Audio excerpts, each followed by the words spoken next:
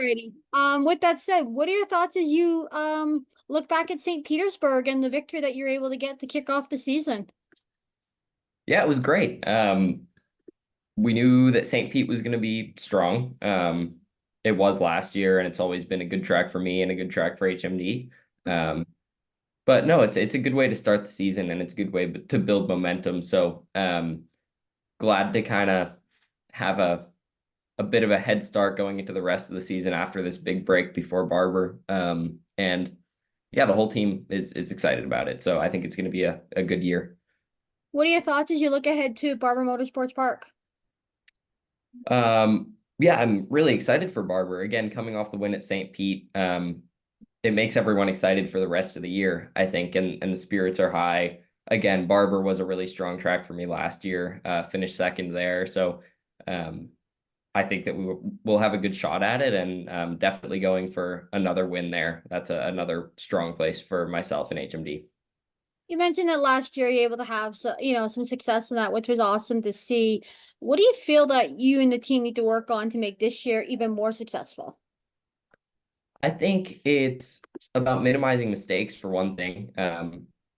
I made a few mistakes last year. We had mechanical just problems throughout the year that I think that we can avoid this year and kind of maximize the points. And then qualifying was a big one that we wanted to work on. We always raced really well. Every race I won, I started, I think, from the second or third row. Um, so the focus going into this year was to improve qualifying, and I think the fact that I qualified on pole at St. Pete shows that we did a good job with that as a group. So we'll continue to focus on improving qualifying. What track beyond Barber are you most excited to get to? I am really excited to go back to Detroit. Um, that was another weekend that was super strong last year. Felt like I should have won both races last year. Got my first win there, so I think that one is going to be another fun weekend, and hopefully can kind of continue the good fortune at Detroit. How did you get your start in racing? I don't come from a racing family at all, no background in racing. Right. But my dad thought it would be fun to send me to a go-karting summer camp when I was 8 years old, and loved it and decided I wanted to do more racing, started go-karting, and that all spiraled into what it is now. Right on. So looking back at your time in go-karts, what's the most important thing that you learned during that time that you feel has helped you as you've moved up the ladder in racing?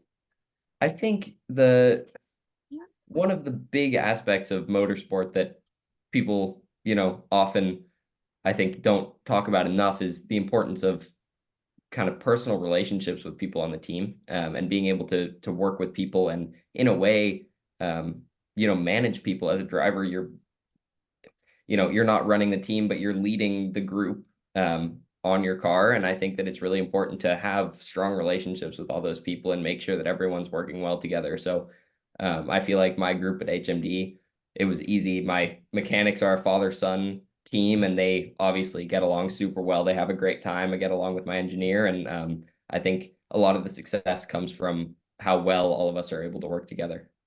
So not having that racing background, is there still somebody out there that you call like a racing hero? Yeah, there are a lot of drivers that I've looked up to throughout my career. It all of those heroes became my heroes after I started racing. But no, when I was, karting and watching Formula One, it was Fernando Alonso. He was the big name there that I looked up to. And on the IndyCar side, I grew up racing in Northern California, and Sonoma Raceway is Alexander Rossi's home as well. So he was kind of the hometown hero for a lot of the kids growing up karting. So he was the one I looked up to in IndyCar. So obviously, if you win the championship this year, you get that scholarships, which gives you the ability to run in the IndyCar Series next year. What would it mean to you to have that chance to be able to do that? It would be incredible. I'm getting to debut in IndyCar actually this weekend, so getting to do a few IndyCar races this year, which will be Nice. super special. And then yeah, to do a full season next year is definitely the goal. And to, be racing an IndyCar when I've been watching it since I was 8 years old, and that's been the goal for so long. It'll be special. There has to be a lot of excitement that knowing that you have that IndyCar opportunity already in front of you for this year even. Yeah, yeah, it's super exciting. It's I think going to help me in Indy next, and going into hopefully a full season in 2025, I'll have that much more experience. So I think it'll be really helpful for me as a driver. I'll grow a lot as a driver, and it's a dream come true. So it's just super exciting from a lot of angles. So with that experience that you're going to gain there this year at IndyCar, what's the goals that you've have set out there? It's hard to set a goal there. I've done 1 day in the car, so I don't really have a lot of I don't know what to expect, really. The goal is to learn as much as I can, do the best job that I can, and whatever result that brings is the result that it brings. But Right. no, I'm looking forward to learning a lot. It's going to be a huge step given how little time I have in the IndyCar. Hmm. Um, so hard to set an expectation right now. I think I'll know more after thermal. Fair. That I mean, that's totally understandable.